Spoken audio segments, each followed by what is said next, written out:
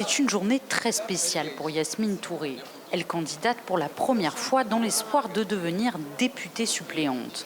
Dans les locaux de la commission électorale indépendante, c'est une des rares femmes venues déposer son dossier ce jour-là.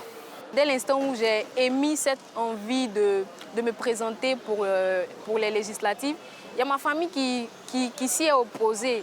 Il y a certaines personnes qui m'ont dit clairement que je ne pouvais pas réaliser certaines actions parce que tout simplement je suis une femme. Pourquoi on devrait se mettre à l'écart de la scène politique? Si les hommes le font, je pense que nous pouvons également le faire. La candidature de Yasmine a été approuvée par la commission électorale. Parmi la totalité des dossiers retenus, à peine 11% de femmes.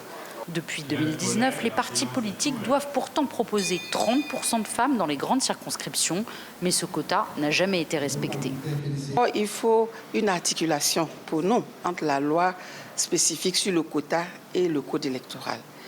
Puis, il faut mettre effectivement une disposition qui serait une mesure de coercition et non une mesure incitative.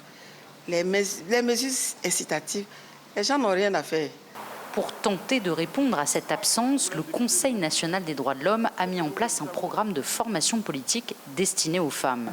Objectif, outiller candidates et élus de demain. Et aujourd'hui, quels sont les canaux de communication, puisqu'on parle de griots, quels sont les autres canaux? Les grains, très bien.